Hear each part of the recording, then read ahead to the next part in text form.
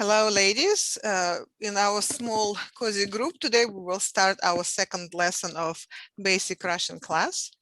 Again, my name is Elena Banjor, and I work for Kansas City, Kansas Public Library main library.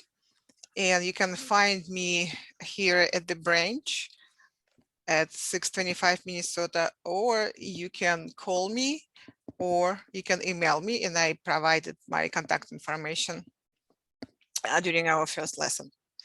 So let's go back to our PowerPoint. I will share the screen.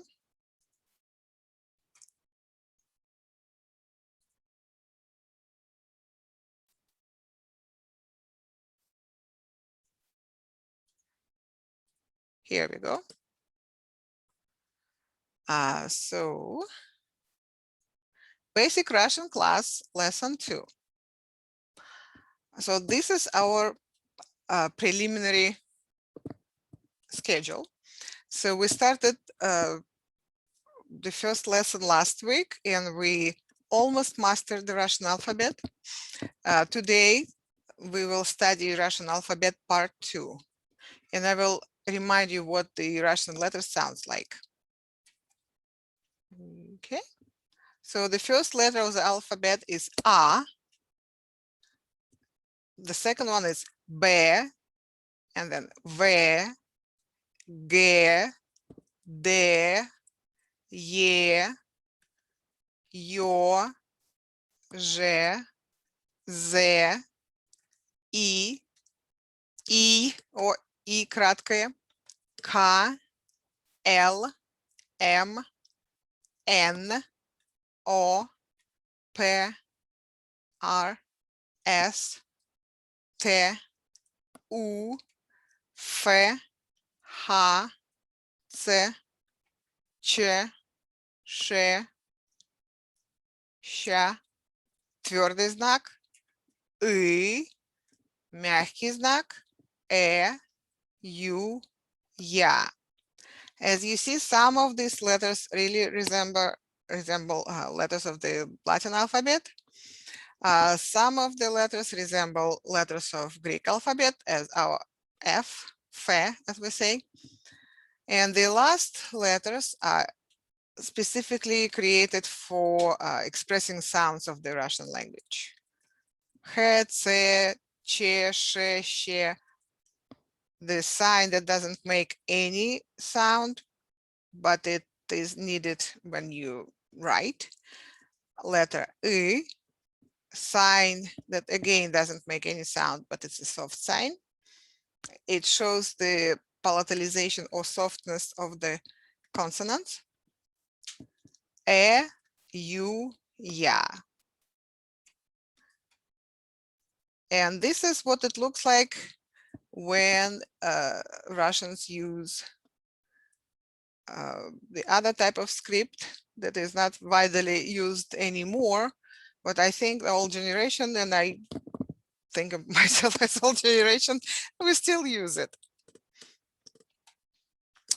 Looks a little bit different, but nevertheless, if you start reading, you might find this script being used, and you will need to read it. So I would ask you to get yourself familiarized with this type of script. Okay, so once you've learned the alphabet, you're ready to learn how to read Russian. It is not as difficult as it seems, and in majority of languages, you cannot advance to speaking if you cannot read. If you study a language from native speakers and you're completely immersed, then yes, you can study language just by talking to people. But if you take classes, especially online, then you experience what is called passive learning. In more cases, you read more than listen or more than speak. Reading and listening is passive learning. Speaking is active learning, and speaking is usually achieved when you are fully immersed into the language. So reading is not as difficult as it may seem. Russians pronounce almost every letter in a word. The big exception, of course, is two silent letters, hard sign and soft sign. Therefore, reading is very easy. Simply read every letter in a word. Russian children learn to read before school or shortly after they start school in first grade. I believe right now they call it something like kindergarten, 0 grade, basically. They started at age 6 or 7. And reading is very easy for them because they learn to read phonetically and they break every word into syllables and learn to read syllables. Therefore, remember I said that it's quite possible to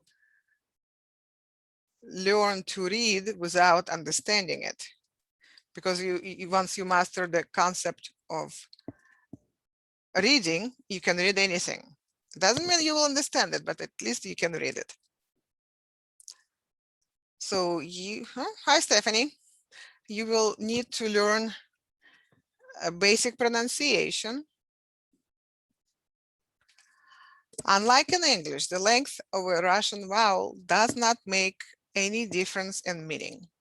For example, in English, short E in ship and long E in sheep, it makes difference, two different words.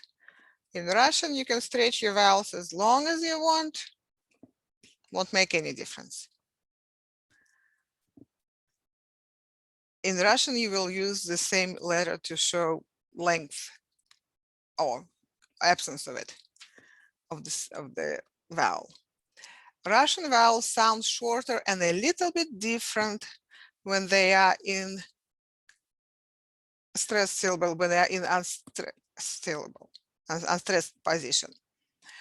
So if a vowel is in stressed position, it sounds just like an alphabet. If it's A, then it's A. If it's O, then it's O. If it's U, then it's U. Yeah, nothing changes.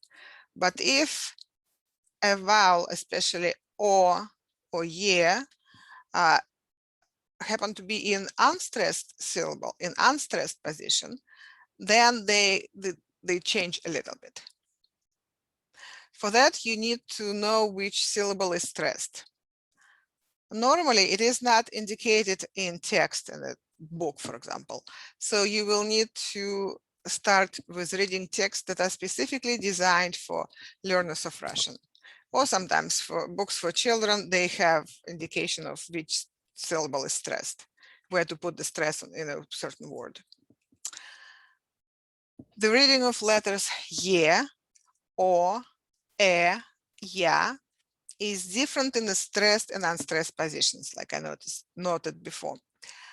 Letter O is read as a, and letter E is read as E, or very short E. E and ya inside the word are read as Y or E. For example, the word milk is spelled moloko. All O's. That's not O, it's O. But in speech, we say malako, almost like A instead of O, except it's shorter. That sound that is known as schwa, like turned upside down E in English. That's some kind of strange sound that goes before or after a stressed syllable. In Russian, consonants can be soft or hard. Soft consonants followed by the soft indicating vowels ya, yo, you, ye, e, or the soft sign. This is the soft sign right there.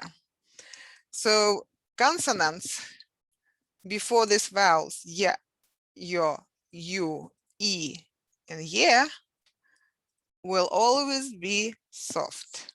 Or in writing, if you see the soft sign, that indicates that the previous letter will be soft. And how do we make soft letters? We pronounce consonant with only one little difference. We lift tongue just a little bit higher to the palate.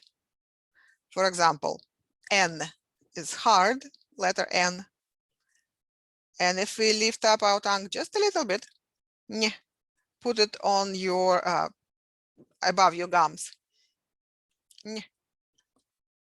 you get it soft. N is pronounced with your tongue on your teeth, and N is pronounced with your tongue being a little bit higher on the gum line.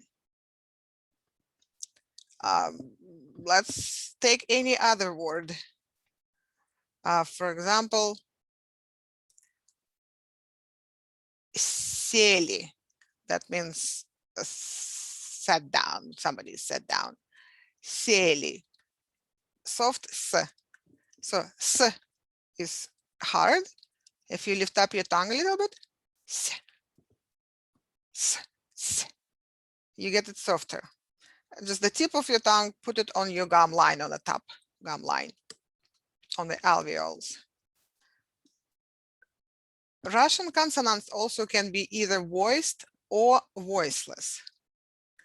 Voiced consonants are the consonants that are made with using your voice.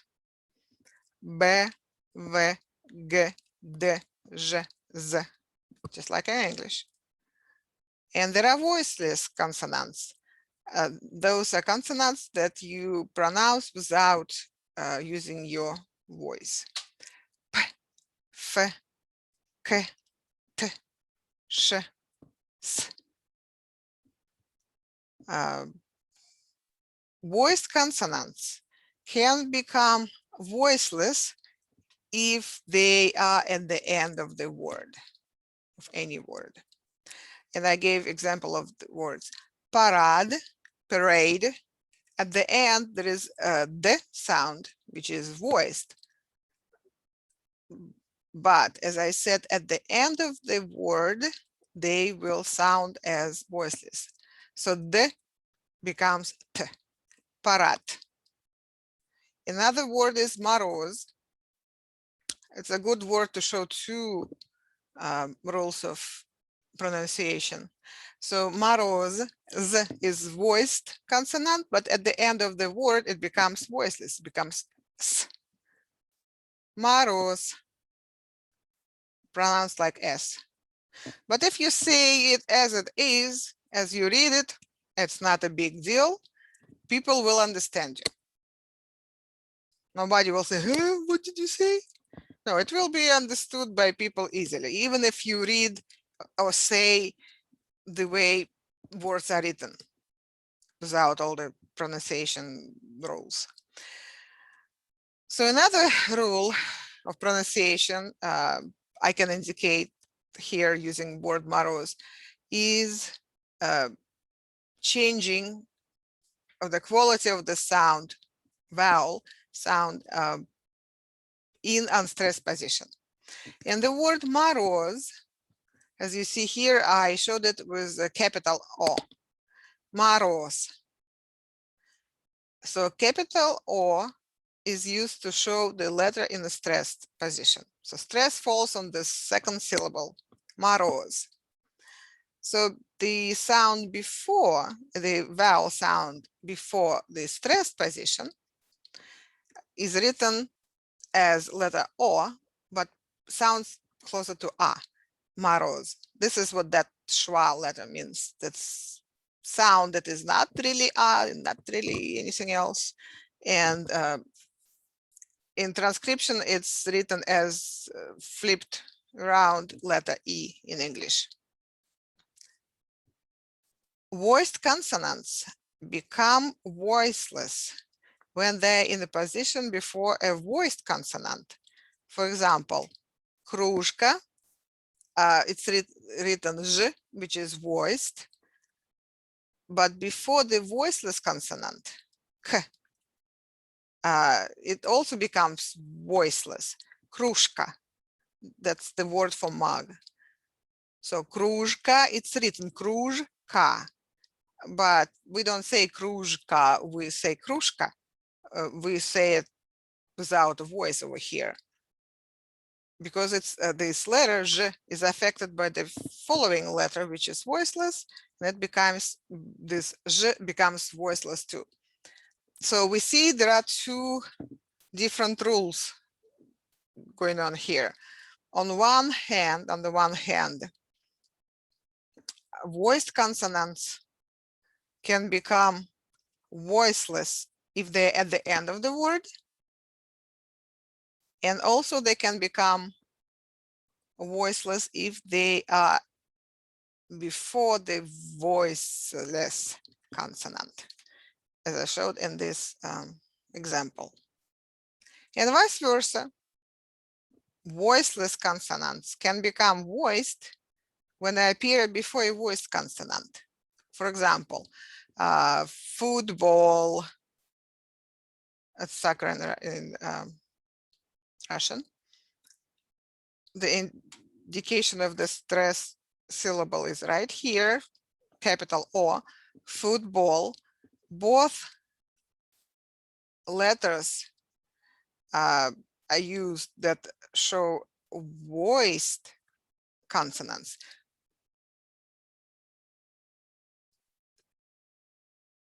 Actually, voiced is B and voiceless is T.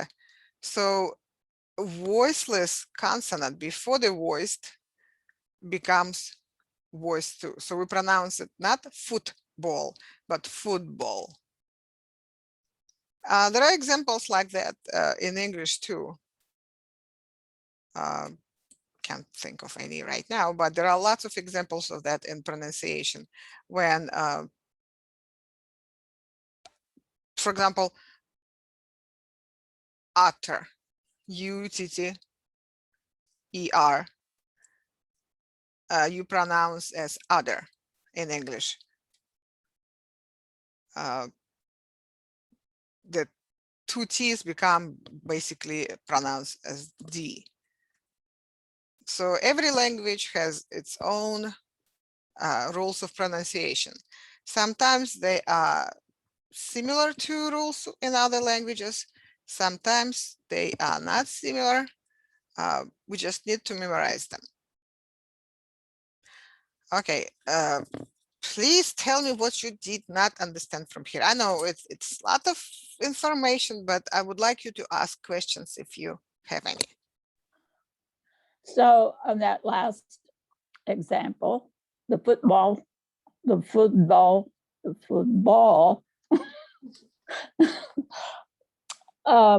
is that the stress is because of the that little B looking letter there. Is it because of that, or is it because? No, just because stress, every word has a stress. It has to fall somewhere. Right, right. In this case, it falls on the last syllable. It has nothing to do with the quality of previous sound. It's just the stress is there. But stress in a certain syllable, in a certain position, affects the quality of all other vowels in other positions. In the, okay. They get reduced. U, letter U actually doesn't get reduced. It's U stays U all the time, regardless in stressed or unstressed position. What it affects usually letters O, Ye, E, O becomes close, something closer to A, and Ye becomes something closer to E. Letter U is special. It stays the same. Okay, so it makes a difference where you put that stress. Can you look at a word and say, okay, that stress goes on the last part of the word, or goes on all, or the front part of the word? That's what I'm trying to figure out. The position of a stress in the word is assigned, so it Okay. stays pretty much there. So you just need to know where the stress falls. I mean, you can't really change it, and well, you can, but it will not be the same word if you change the stress.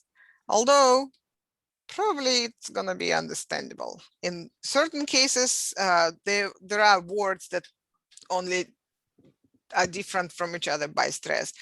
But in most cases, you can move it somewhere, and it probably won't make too much difference, but will just sound odd. Like if I try to say Maroz as Maras, you still can figure out what I'm trying to say. But usually stress is assigned to a word, just like in English. Let's take any word. Lesson, for example, lesson. This is lesson 2. Lesson has a stress on the first syllable. We don't say lesson, right? We say lesson.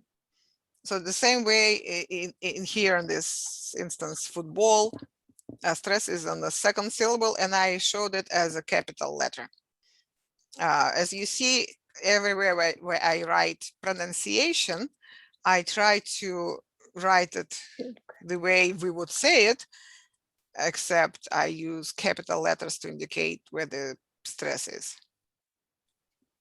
But that doesn't show up unless you're teaching it that way. Yes. Yes. Okay. In pretty much all lessons that you will learn, there will be some kind of transcription, transliteration, some kind of indication how to pronounce the word. For language learners, usually teachers give pronunciation. And there are books for beginner learners of Russian, be that non-native speakers or children learning to read.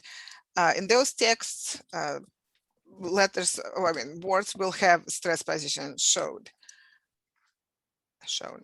Okay, thank you. Any other questions? Okay. You will see what I'm trying to say here, what I'm trying to indicate here as we go along. Just trying to say if we have anybody else. Nope. Okay. Let's move to actually saying something. Expressions of politeness. So the very first question I'm asked if people learn that I'm a Russian speaker, they say, well, how do you say hello in Russian? And this is how we say hello. Здравствуйте. And this is a formal expression. Здравствуйте. So stress falls on the first syllable. Здравствуйте. So the first syllable is stressed. So we saying it's like this. Здравствуйте. Here's an example of reduction of a sound. At the end, we use letter E. Здравствуйте. But since the stress is on the first syllable, it sounds like E. Здравствуйте. Здравствуйте. That's the formal hello. And it's really, really formal hello because it indicates that you're speaking to somebody who you would address as we, and speakers of Spanish language will understand what I'm talking about. Like in Spanish, usted is a formal expression of politeness, talking to somebody who is in a position of authority or just older. The same in Russian. We say Ты, we use ты, you, like Old English thou, with a person who is of the same age with us or younger, or on the same social position, friend, relative. And we use вы, like usted in Spanish, with somebody who is in a position of authority or whom we respect. For example, a teacher or person older than us. I don't know. Unknown person on the street, we would say we would address that person in a formal way because it's just polite to talk like that to people. So to that person, we would say здравствуйте.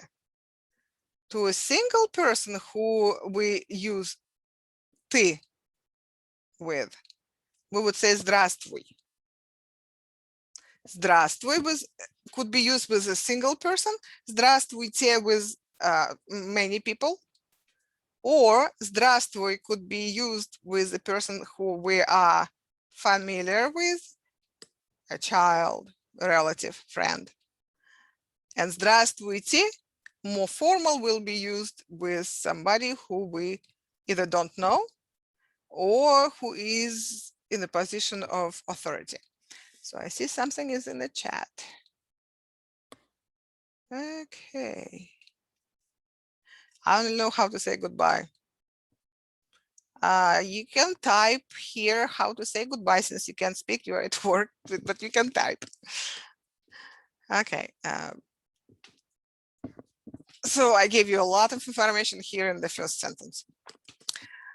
Informal hi is привет. And if you see how we wrote this, or how I did write this, the stress are indicated by capital yeah, and the softness of the previous letter I indicated with this little sign. Привет. So to say привет in the second syllable, I have to lift up my tongue a little bit when I say v. Привет. Not привет, but привет. Let's practice saying that out loud, and you can turn off your speakers. I mean, your microphones. Turn on your microphones, I meant, so I could hear you. Steph, are you with us? Can you turn off your mic, turn on your mic so we could hear you? Huh? Oh, nobody wants to hear me. Oh, yes, we do. Yes. Can you say привет? Привет. Oh, that's good. How about здравствуйте? Здравствуйте. Yep, that's good. So the next expression, привет and здравствуйте. Can you say здравствуйте? Здравствуйте. Здравствуйте. No. Yeah, that's right. Здравствуйте. Здравствуйте. We just did a little practice and you will sound just like a native speaker. I've been around native speakers. I can't keep up. Another polite expression is, of course, good morning, good afternoon, good evening. So we use actually the same meaning of words. Доброе утро literally means good morning. Morning is good. Доброе утро. And you see the stress is on the first syllable in both cases. Доброе, stress on O. Утро, stresses on the first letter. Утро. Доброе утро. I understand that right now you're looking more on the pronunciation than an actual text, but доброе утро. Добрый день means good afternoon, good day actually.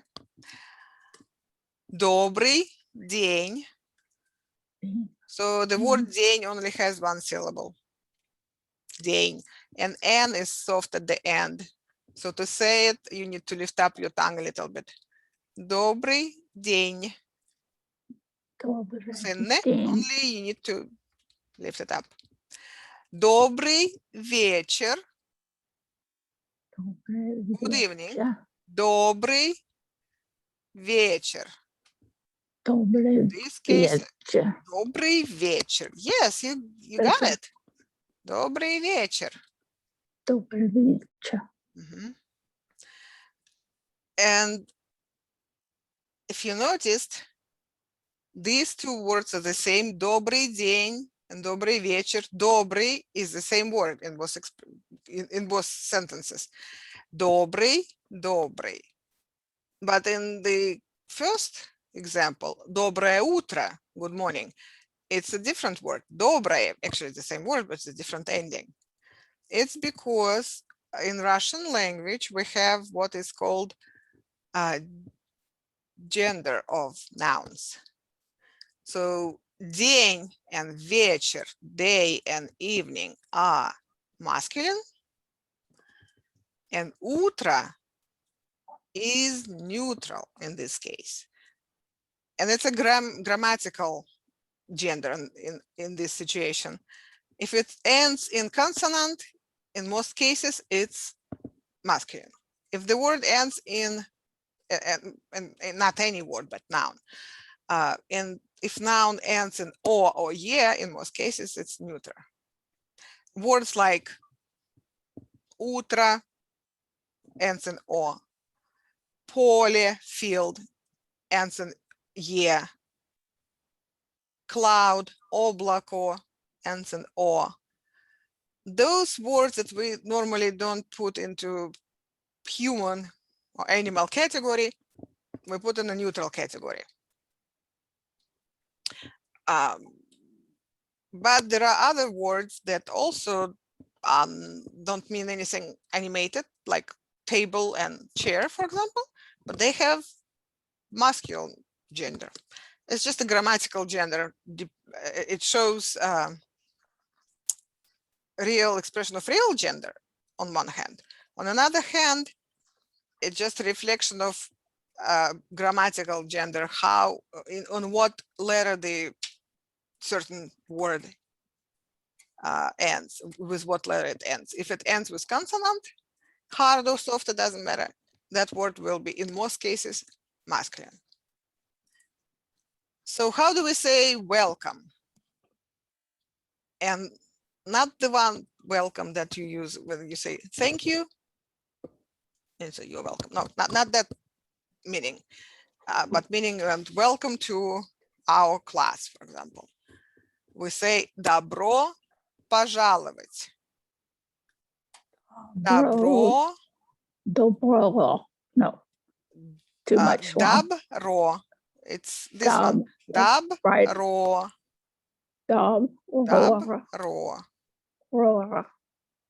Добро пожаловать. Пожаловать. Мгм. Пожаловать. Пожаловать. Добро пожаловать. Пожаловать. Мгм. Пожаловать. Not the most used word, I would say. I mean, unless you welcome somebody, but you don't say it too often. Here is another useful phrase or question. Как ваши дела? Or как дела? Formal or informal? Как ваши дела? How are you? Formal. Как дела could be informal, but both of these sentences, questions, make how are you? How are you? How are things? How is it going? Как ваши дела? If you noticed, ваши is capitalized. It's a really formal expression. We want to know, like, for example, I met my teacher and I respect my teacher, so I'm asking как ваши дела? And I'm asking teacher in this respectful way. If I see my classmate, I probably ask как дела? more formal. Как дела without ваши. And here is a cultural note about this question. When in Russian language you're asked как дела, how are you, you really want to know how the things going with that person. And that person will give you pretty long answer about how things are really going with that person. Because otherwise, don't ask if you don't want to hear. It's not just expression of politeness. It's also real interest in people's lives. So if you ask как дела, be ready to listen. Here we have something in the chat. Oh my, yes. So also if you see somebody 5 times in a day, you don't say hi or hello all 5 times. One time you saw a person, you greeted that person. The next time when you see this person, you can, acknowledge somehow, wave or nod or something, but you don't say hi, hi, hi all the time, because the person that you greet that way might think that you already forgot that you saw that person earlier. And person might think that you're just not attentive enough to pay attention. You're not attentive to remember that you saw that person before. So if you in the group and you met with these people, you talk to them, you ask them how things were going. And usually you don't ask a stranger how things are going, because you have no interest in really knowing how things are going with that person if you don't know that person. But if you know the person, if it's your classmate, colleague, relative, yeah, you will ask how things are going with that person, and they will give you pretty long answer how things are really going with that person. So the answer to как дела would be хорошо, which is well, прекрасно, which is fine, неплохо, not so bad. But after that, you will hear a lot more information. So how are things going with you? Как дела? Oh, fine. I got a scholarship to university. Then there is something else. If person will say that, как дела? Answers, not good, not well. And then they will tell you that they got sick or they got fired or something like that. But they will tell you what's going on with their lives. So somebody said, I only know how to say goodbye. I think Melody said that. До свидания, Melody, is this what you meant? До свидания or пока-пока? Here's Melody answering something. Yes, до свидания. До свидания is a formal expression of politeness, how to say goodbye. До свидания. Literally means until I see you again. До свидания. До свидания. See, majority of polite expressions tend to be pretty long with lots of letters that half of them are not pronounceable. In informal situation, you can say bye-bye, пока.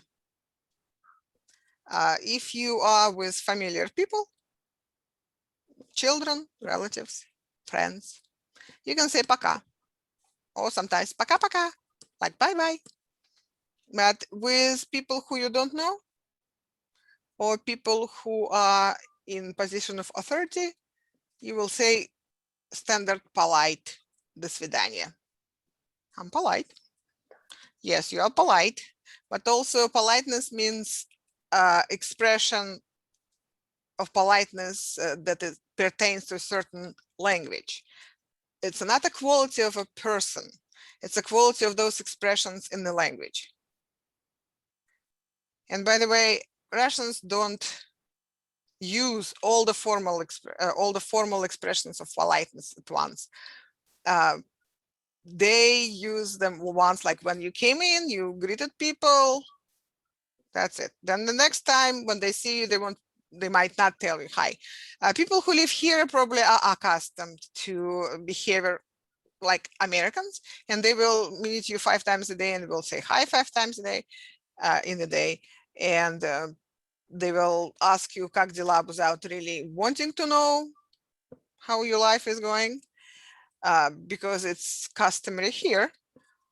But for example, if you go to Russia or former Soviet Union countries and you start speaking in Russian to them, this is what's gonna happen. If they want to learn how your life is going, they will ask you how dела. If they don't want to, they will not. And don't think that it's not polite of them to ask как дела. It's just that's how language operates. That's language reflects mentality. Mentality affects the language. Also, if in a store, for example, Russians will pass you in the aisle, they will not say excuse me unless they stepped on your foot. Then they will apologize. But just by passing you, it's not a crime. There's nothing bad happened. They didn't push you. They just passed you. So they will not say excuse me or sorry or something unless they really did something to you. Pushed you, grabbed your purse, I don't know, something for which they have to apologize. Another expression is all the best, всего хорошего. Here's Melody. I worked at museums, so I had to be polite. So Melody, where did you work?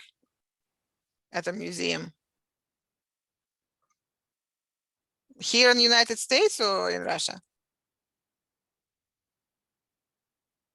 Okay, Melody will answer eventually. And while she's answering, she's already answered. World War I. Well, yeah, in museum you have to be polite, especially in the United States. You have to use expressions that everybody else uses to fit in. But when in Rome, do like Romans do. So expression all the best, всего хорошего, could be used instead of до свидания or together with до свидания in a formal situation. Всего хорошего. It's over here. All the best. Всего хорошего. And I see Melody has something else to say.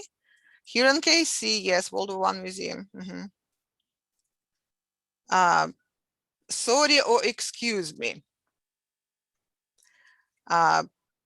Простите, извините. Простите и извините. Простите, извините. These words could be used interchangeably. Простите and извините. Sorry or excuse me. That's expression of guilt, basically. If person feels that that person is sorry, that person will say простите, извините. One situation when people will say that without feeling guilty is outside if they want to ask for directions, for example, or if they want to ask you what time it is. Imagine the situation. You are taking a stroll outside and somebody comes up to you and wants to ask you how to get to a certain place. In that case, they will say, извините, like, excuse me, could you please tell me? In this case, they didn't step on your foot, they didn't push you, but they still will say, извините, even though they don't feel that they're guilty. So you can use простите and извините interchangeably. Простите and извините. How to thank people? You can say спасибо. Спасибо with a stress on the second syllable. Спасибо. Спасибо. Stephanie, can you say спасибо? Спасибо. Yep, спасибо. Thank you. Thank you very much. Big thank you. Большое спасибо. Большое спасибо. Here's the pronunciation. Большое. And the second word is спасибо. Большое спасибо. Thank you very much. Спасибо. And the answer is пожалуйста. You are welcome. Пожалуйста. Пожалуйста. Пожалуйста. This is Ж. Пожалуйста. Z and H transliterates Russian sound Ж. Пожалуйста. Пожалуйста. Пожалуйста. Пожалуйста. That means you are welcome in response to somebody saying спасибо to you. But also пожалуйста means please. Literally, when you ask for something, you say please. The word пожалуйста is used in this case. So пожалуйста is used for both you are welcome and please. Пожалуйста. Пожалуйста. Пожалуйста. Пожалуйста. In response, people can say de nada, don't mention it. Не за что. Literally de nada, not for anything. Don't thank me for anything. Не за что. Не за что. Не за что. Не за что. Не за что. Не за что. SH, combination of S and H used to show sh sound in Russian. Не за что. Не за что. Actually, that's 3 words, but I put them together because you pronounce them together anyway. Не за что. Не за что. Не за что. Не за что. Не за что. Questions about this? Questions, remarks, thoughts? Are you going to send this out as well? Yes, I will send you this Thank part you. too. Не за что. Не за что.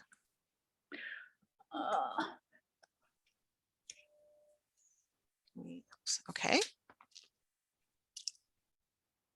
Now let's move to the next part. Пожалуйста. Пожалуйста. Okay. Пожалуйста. Пожалуйста. Now, if you look at this thing, if you want to copy that link, that's the Russian keyboard. We can go there and I can show you what it looks like.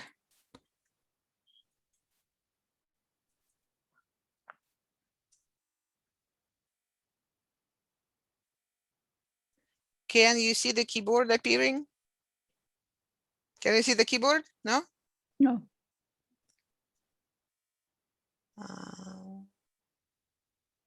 Okay, I'll stop sharing. Now I will share it again. Keyboard share. Okay. Can you see it now? Yes. So multilingual keyboard, Russian, English. Actually, just Russian. So this is the layout of keyboards in Russian. And the little letters in Latin alphabet and some other alphabets just show you transliteration of Russian sounds to Latin alphabet. How would you write Russian letter? I mean, Russian word using Latin letters. That's how. Letter A you will write with this symbol using A of English alphabet. Your, for example, if you have diacritics in the keyboard, you can use that. Z in some other alphabets is used like Z with a diacritic sign up on top. But if you want to type something in Russian, for example, I'll type my name. Ye, le, Na.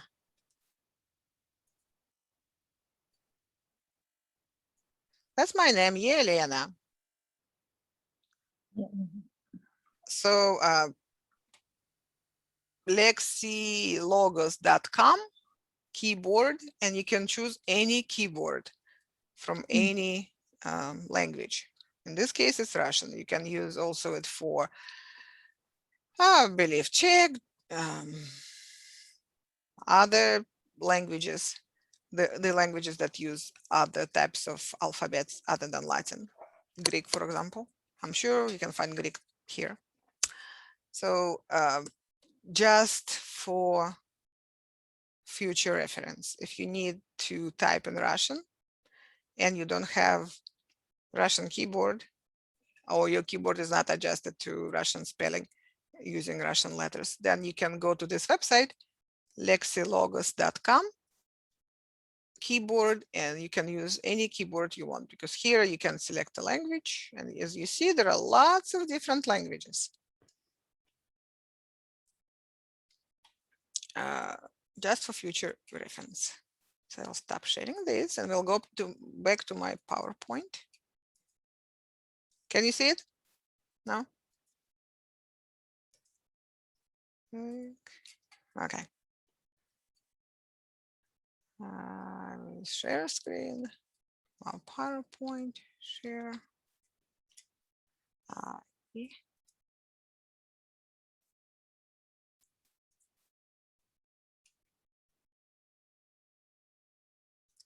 Okay, can you see the PowerPoint?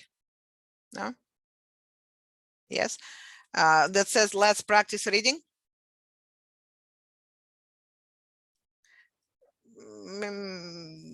Mary Margaret, you are muted. I'm muted because I'm at home and the dogs are barking. You were saying something and I saw that you muted. Does your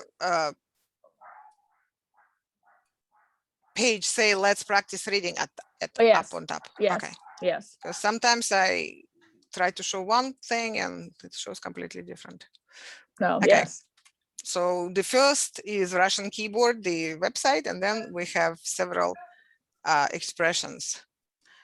For example, my name is, and I give my example, Елена. Меня зовут Елена. We can say, меня зовут Мэри. Меня зовут Маргарет. Меня зовут Стефани. Меня зовут Мелоди. The names don't change. Name stays the same. You can find some kind of equivalent if you want to use it, but usually names, you use your own name without changing pronunciation to sound like Russian. So, меня зовут, and then you will put your own name. Меня зовут. Mary. Меня зовут. In this case, the stressed syllable is stressed syllable and stressed vowel is indicated by not only capital letters, but also red color. Меня зовут Елена. Меня зовут Мэри. Меня зовут Stephanie. Меня зовут Melody. So now if I want to say what I am, what I work as, I will say я библиотекарь. That's not the easiest word to pronounce either. Я библиотекарь. Библиотекарь. I'm a librarian. Библиотекарь. Because библиотека in Russian means library. Библиотека. Библиотека. So person who works there is библиотекарь. If I were a teacher, I would say I'm a teacher in Russian. Я учитель. Я учитель. Also, there is a feminine version of the word учитель. Учительница. A woman might say about herself, я учительница. But usually, я учитель will be fine to use for both genders. I'm a teacher. Я учитель. If I were a student, I would say я студент. If I were male, and I would say я студентка, female. Я студентка. Студентка. So it's the same. Студентка. It's the same word, student, student. It's written the same way. It just stress is on the second syllable. And in English, it's student. Stress is on the first syllable. In Russian, student. Stress is on the second syllable. Here's melody. How do you say volunteer? Volunteer. Volunteer. Volunteer. And I will next time write it for you, because right now it will be a little complicated with this screen sharing to write anything. So I will show you next time how to write volunteer. Okay.